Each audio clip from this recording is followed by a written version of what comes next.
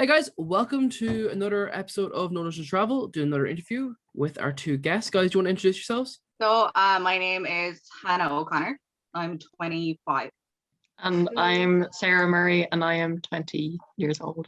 Today we're going to be talking about kind of just traveling with neurodivergency and just kind of the what you deal with going abroad and stuff like that. First off, could you describe what neurodivergency actually means, just for some of our viewers that may not actually know the term? Yeah, no problem. So I suppose my definition, I think neurodivergency is kind of an umbrella of a few different things. You could be autistic, there's ADHD, some people I think dyspraxia and things like that come underneath it as well. And I suppose it's in the phrase neurodivergency. I think it's just a difference of the way your brain works and how you see things. And it's not, I wouldn't exactly call it a deficit either. I think it's just a difference. Sarah, would you kind of agree with that term? Would you like to add anything to that? Yeah, I agree with it for the most part. I think the technical definition is anything that differs from the societal norm in relation to your neurology or your neurological makeup. So it's a very, very vast spectrum that includes so many different things. So yeah, I guess. Cool. Okay. Yeah, so guys, have you personally traveled a lot in the past? I personally haven't done too much travel. I think when I was younger, it was kind of like a family holidays situation. I've been to Turkey and Spain and that kind of thing.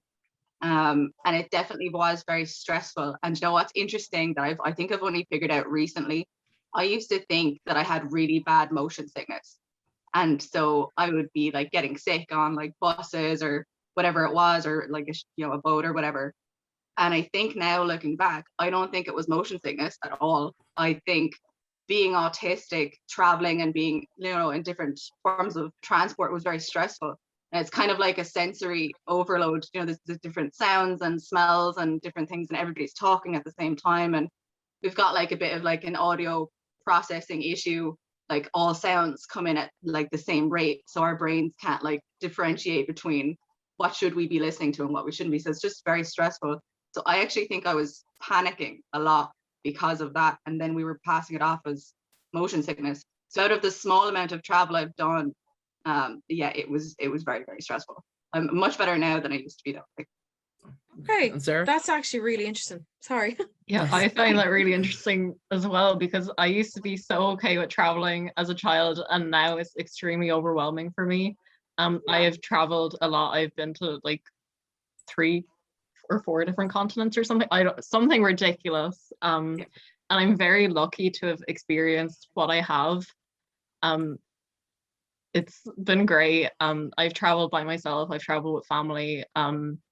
It's great, but I love that you said that, because when I was with my family, they kind of got me. I hadn't been diagnosed at the time, but they understood my needs and whatever. So when I've traveled by myself, I haven't had that support of people being don't do this, that's going to overwhelm you. So it's been very overwhelming for me when I have traveled by myself. The most I went interrailing around Europe in January before Corona happened.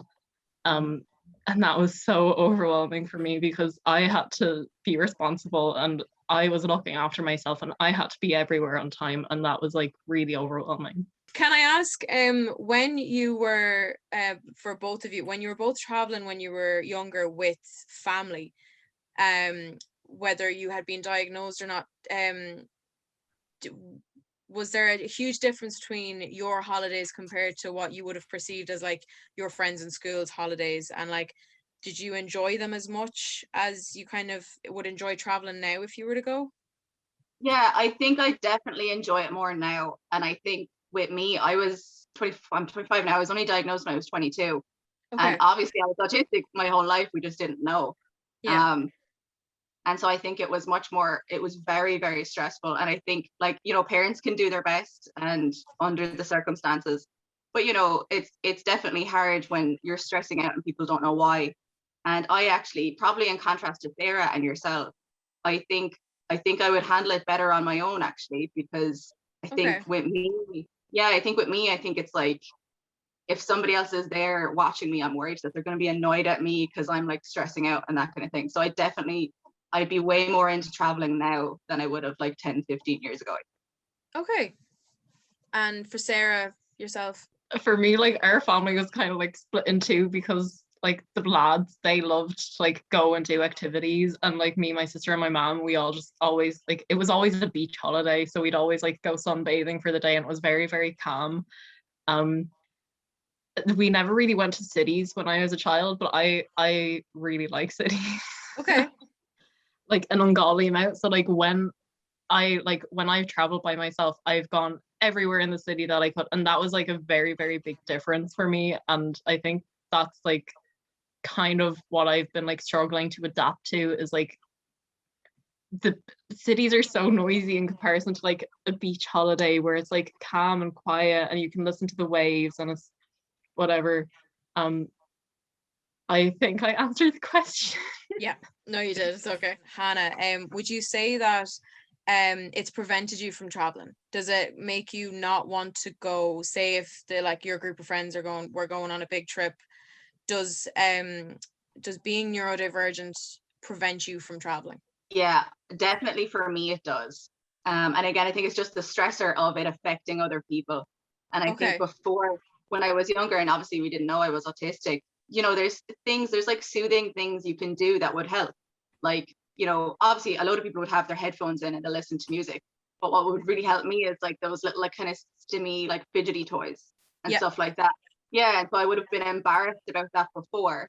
Whereas now I wouldn't, I don't care. I couldn't care less, to be honest. So yeah, no, it definitely has affected me. Actually, I know it's not travel, but like I struggled even like moving out. It was just any form of movement out past my comfort zone was very, very difficult.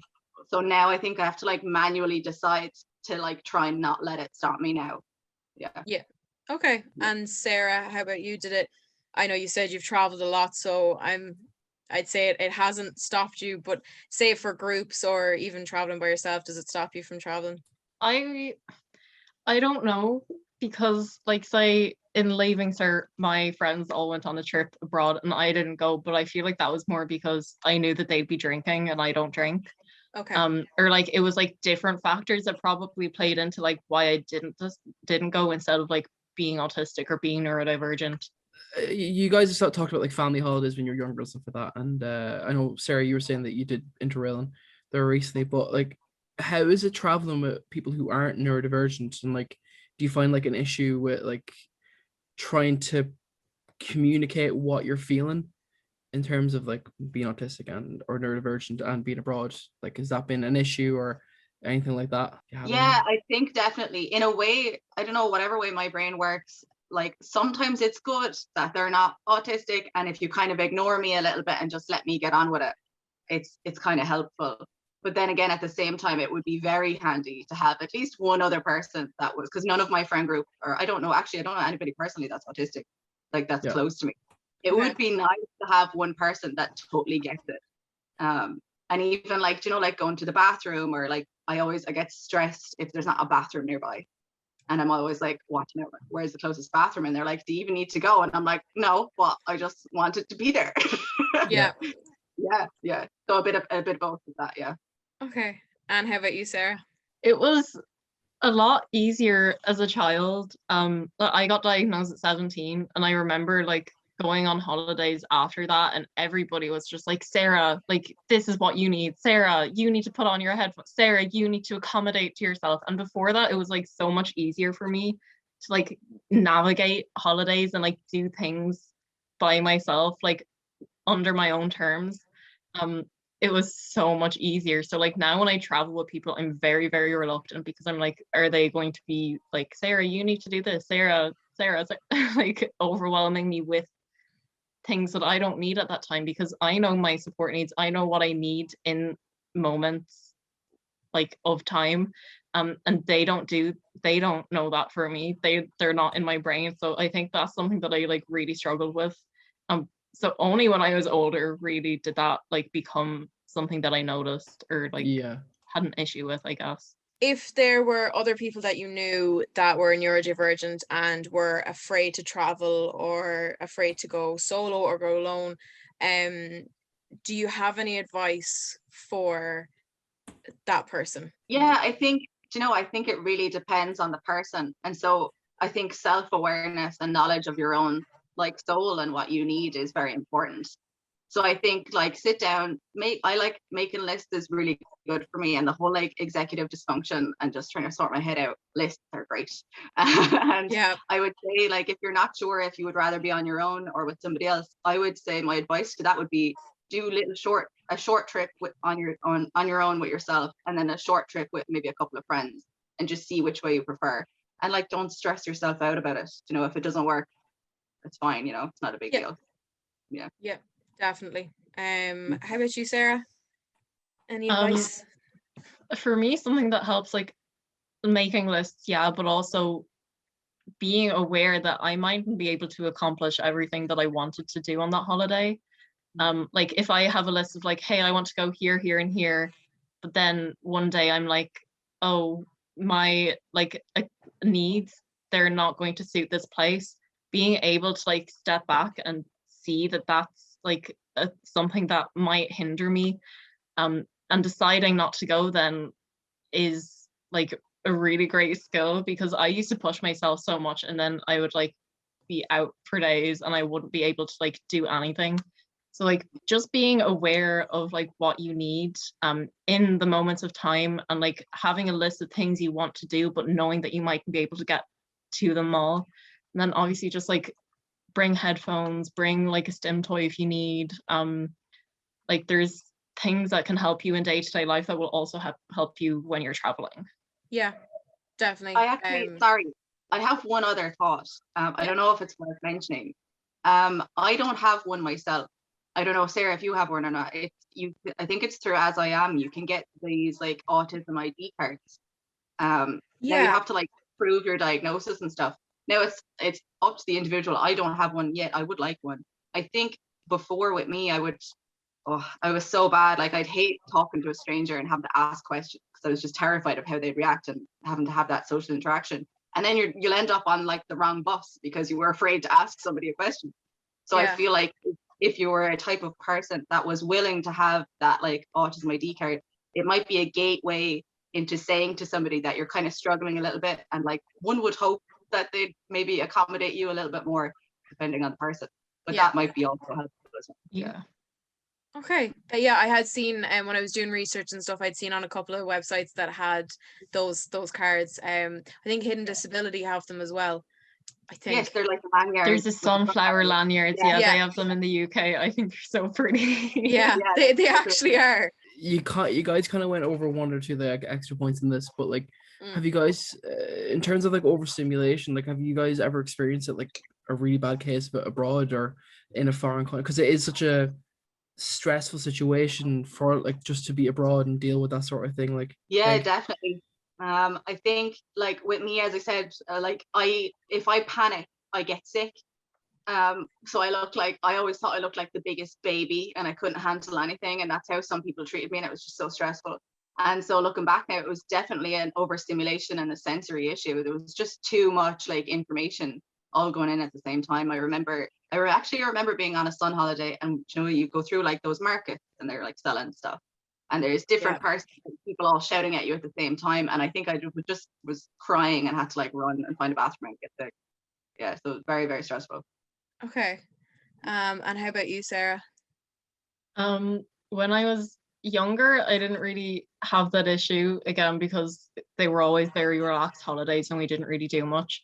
In Europe, I pushed myself too much. That's why I said like be aware of when you need to like take breaks, because I didn't do that, and I ended up like getting on a train in the middle of Vienna and going God knows where, and I did the same in Amsterdam like 2 weeks later.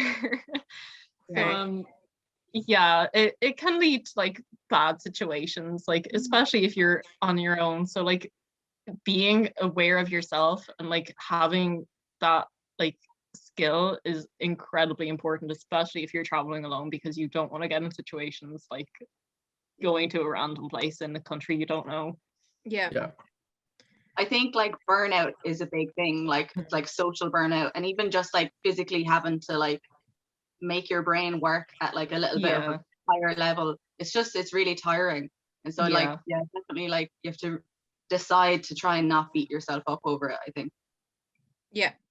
No, I 100% understand. Is it hard to find a safe and quiet space while you're traveling if you do have like if you do get overstimulated? Is it hard to find somewhere where you can like create a safe space for yourself?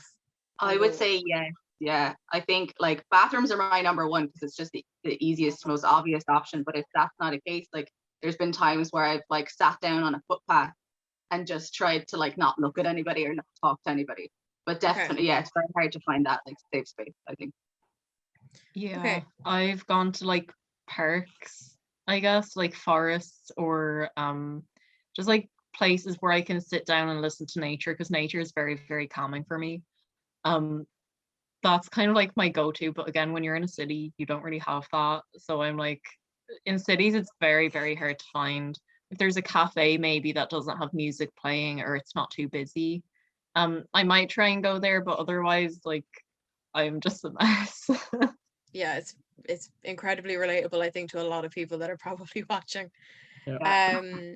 Is there anything that could be done when it comes to traveling that could make different aspects of it easier for somebody that is neurodivergent? Yeah, I think, it sounds like a big ask, but I think staff members in like airports, like bus, like, any of those things, I think like even just a basic level of training, and within that training have like how divergent it can be and how not every autistic person is going to look the way that they expect, that classic male meltdown white guy thing that's all we see in the media, which isn't the case at all.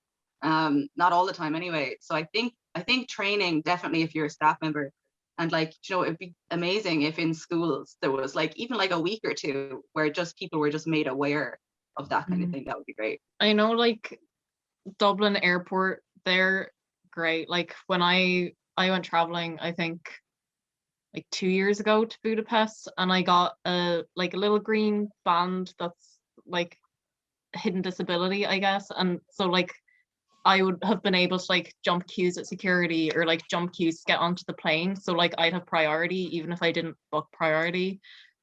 Dublin airport also has a sensory room that you can book in advance. You have to book it though. Okay.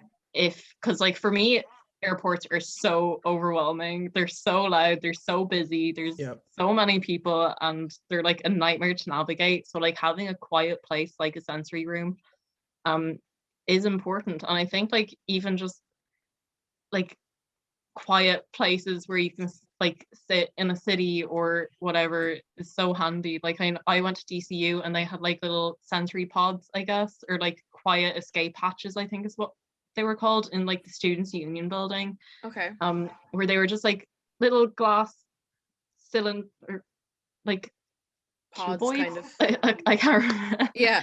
And they were soundproofed, and it was so handy because there'd be like hundreds of students in the building and you couldn't hear them because it was quiet, and that was such a relief.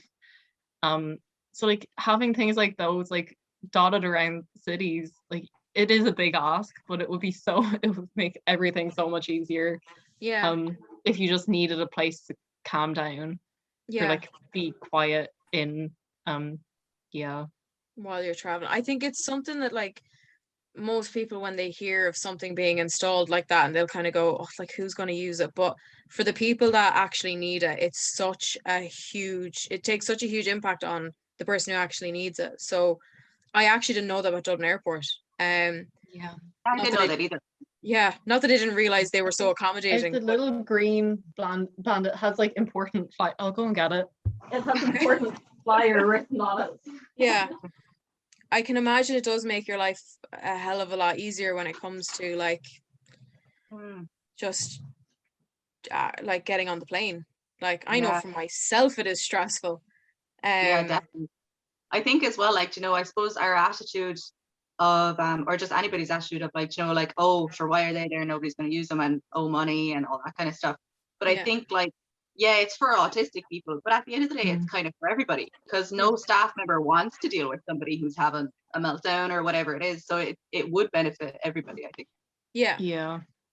And even like for travel in Ireland, there's like the jam cars at just a minute, which is like, give me a minute if I like need to communicate or whatever. Yeah. That like staff are trying to recognize now, which is so handy. I don't have one myself, but I know people that do, and it has helped them as well. So like they're making steps towards making travel more accessible for like autistic people or people that like do have disabilities, that need accommodations when it comes to things like travel. And it's very good to see, because I know like the jam thing, it's like only probably a year old, or like a year, 2 years maybe.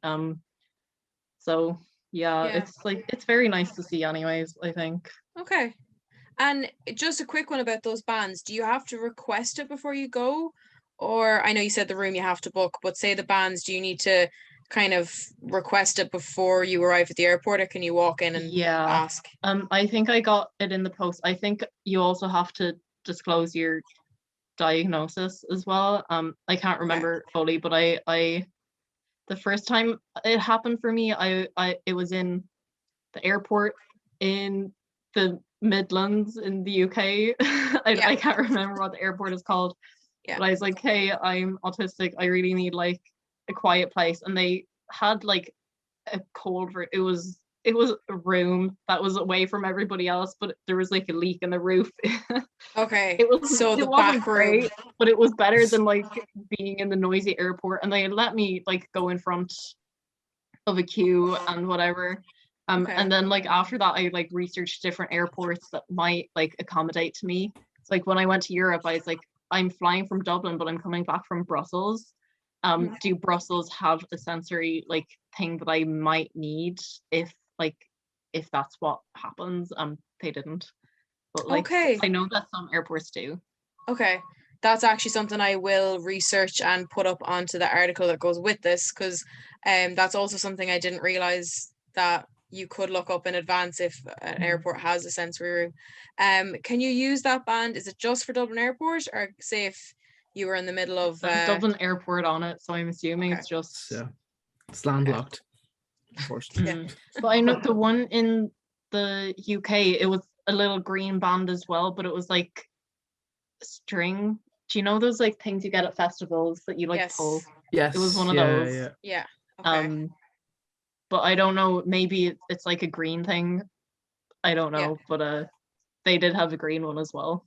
Okay, that is very good to know. I did not know that was in place, particularly in Dublin. Hannah, when lockdown is over, where is the first place that you want to go? Amsterdam, definitely. Would love to go to Amsterdam. Yeah, it is deadly. I think that is going to be our first one as well. Yeah, I've been. I went with a class group, but I like got there, checked in with everyone else, and then fucked off by myself for most of it. I was like, yeah, cool guys, whatever. But no, Jack hasn't been, and that's Jack's number one place. So that's next to the list. I think we gotta go. And Sarah, what about yourself? I'm probably going to go to Scotland because my sister is moving over there. So I'll probably visit her and then decide where I'm going to go next. I don't really have plans, but I will make them eventually. Probably somewhere new, so like maybe Poland or something. Okay. Maybe Norway, maybe Denmark. I don't know. Somewhere in Europe.